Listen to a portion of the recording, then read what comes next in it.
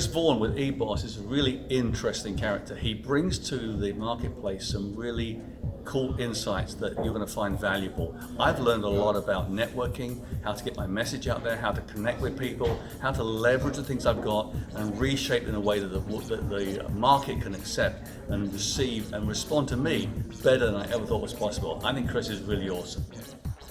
Interactively, let me just ask you guys a quick question. How many of you have left your phone at home or work? How many of you have gone at least 10 minutes back to pick it back up so you can have it for exactly now? How many of you will do the exact same thing for your business cards? That's what I figured, about one out of this group, right?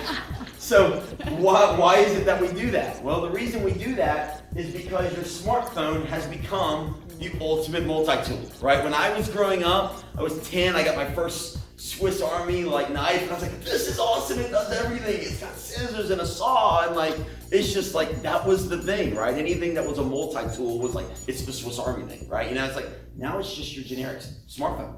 It's your iPhone, it's your Android, it's whatever it is you're holding. And I found this interesting. If you were to take all of these 50 things that a smartphone would do and actually carry the products that we used to use for these, it would weigh 75 pounds. So imagine putting a book bag on, right, carrying it around just so you can do everything that your smartphone can do. Well, first of all, it was an amazing event, and it's not just listening to what you should be doing, we actually put it into practice. And I will tell you, I've paid thousands of dollars. Tony Robbins, I just hung out with Jack Canfield for a whole week in Scottsdale, Arizona 2 weeks ago. And actually putting it into practice has been priceless. And a lot of people think, oh, well, I'll just connect on Facebook or I'll connect on LinkedIn and, I'll just be friends with them and all of a sudden I'm going to get their business. How many people have signed up for a social media profile and have then said 3 weeks later, 6 months later, a year later, that social media stuff just doesn't work for me? How many people have actually done it when you first started out thinking I created a profile, now all of a sudden I'm going to get business? Yeah, people think that. And if you don't want to admit it, now that's okay. I understand. Right. Now, we're here at a nice little event. I see some people in their uniforms. I see some people dressed up. I don't actually see anyone dressed up in sandals and a tank top t-shirt and some shorts. All right? That's most likely because even though you knew this wasn't your traditional networking event, this was kind of a workshop and you were going to learn something through this, you still knew you were going to do what today? You were going to meet people, right? You might meet people you already knew. I didn't hear what was at the back, and I might be good that I didn't hear what was at the back, right?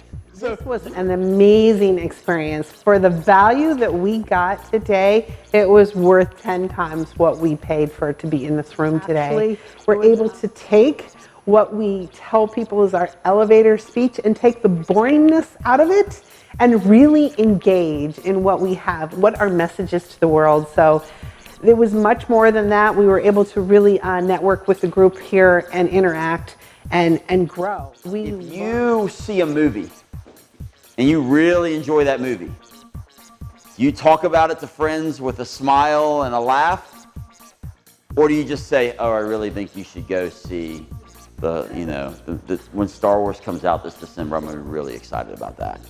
So, no one's going to be excited about Star Wars if I say it like that. Yet that's how most people give their elevator pitches.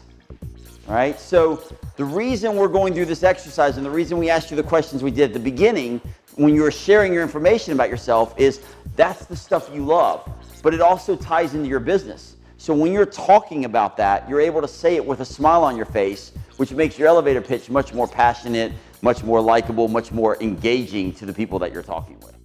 Hey, Mary Spates. Chris is awesome. Had an opportunity to really listen to his presentation. Wonderful, wonderful job. He's about helping people develop and grow. He's sowing back into the community, which is very awesome. As he receives, he gives back. So I appreciate the presentation. Awesome job. The puzzle itself is not hard. You have a worksheet on the table in front of you. You're looking at it. It's there. The puzzle is simple to look at. The art of this is not in what the puzzle looks like. It's how is the puzzle put together. Okay? That's what's key. How do you piece your puzzle together. Right? That's what we're talking about today. How do you create the puzzle? How do you build this brand so that everything you do symbolizes who you are, what you do? And you'll notice I have a logo at the bottom of my slide deck here. It's not my company logo, that's my logo. Okay? Because in this situation, I'm your speaker and I have branded myself. But in other scenarios, I have logos and brands that go along with my company. So don't think about it as just who and what's my company do. Everything you do can have a brand and a component to. Most companies have products and services. Those also sometimes have logos, right? Not every soft drink has the exact same logo.